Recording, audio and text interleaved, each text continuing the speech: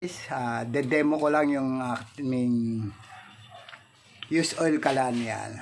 Ang first procedure yun, ilagyan natin ng papel na meron ng use oil yan sa loob. Dahil ito yung pumapatak-patak na yung kanyang oil.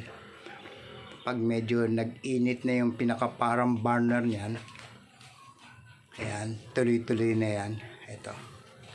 Ito yung kanyang blower.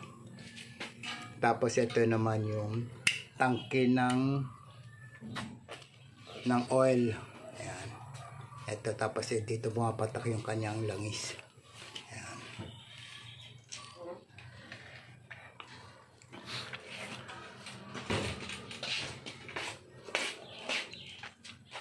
Ayan. Pag medyo nag-init-init na yung kanyang burner, natin ang bibuild up pa natin ng konting ng hangin. Ayan. Alam niyo naman ang langis pag nag-init. Ayan. Saka lang siya sisindi. Ayan. Use oil kalan.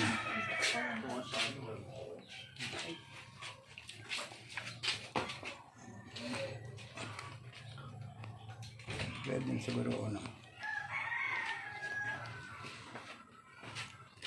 Ito yung controller ng ating pan.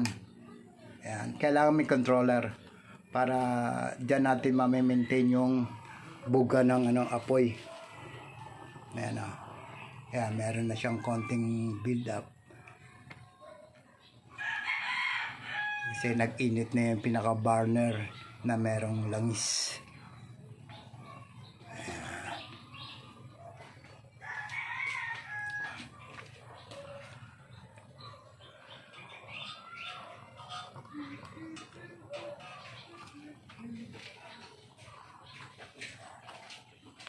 Hintay lang natin lumakas ang apoy niya.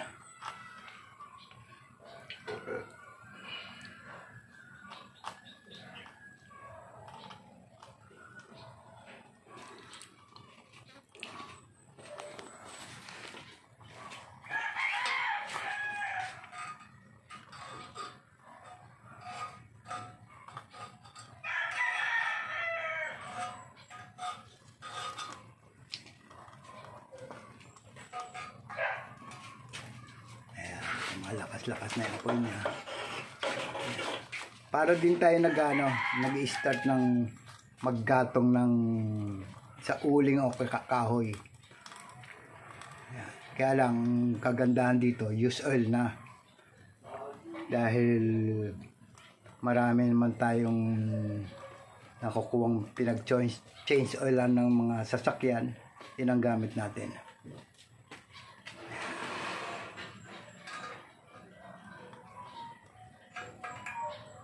Pag nag-init na yan, tuloy-tuloy na yan.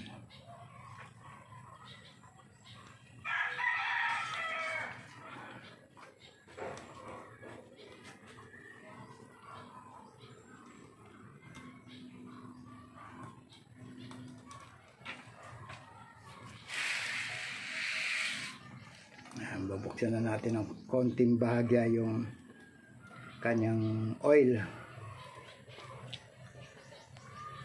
Patak-patak ba? Kita ba?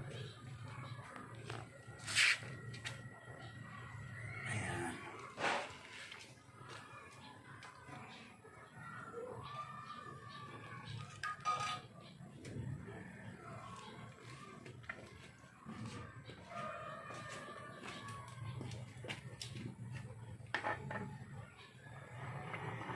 Ayan na guys, sumisirit-sirit na siya.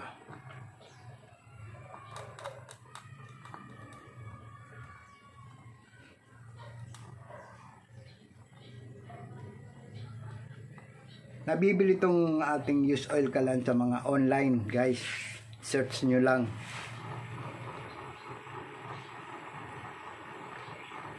Ayan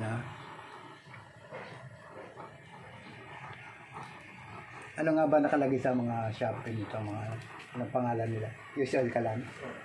Ayan. Use oil kalan.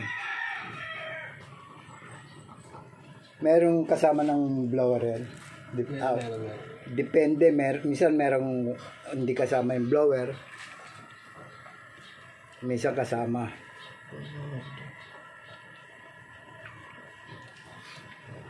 Palakas yung ano.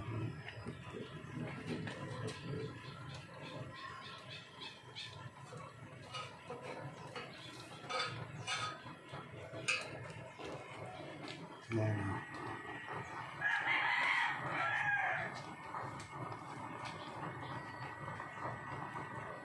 Lakas natin ng konti para makita niyo yung sirit na apoy.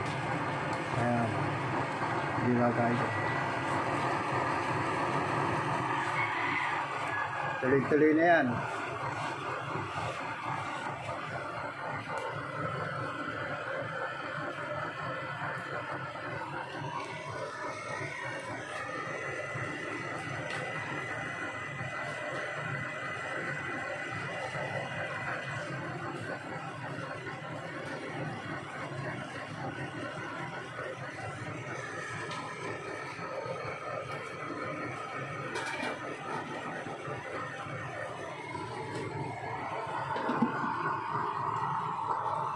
Yan guys, hanggang dito na lang.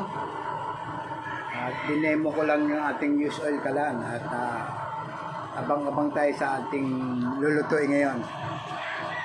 Magpapalambot tayo ng pangsinigang. Yan. Thanks for watching guys.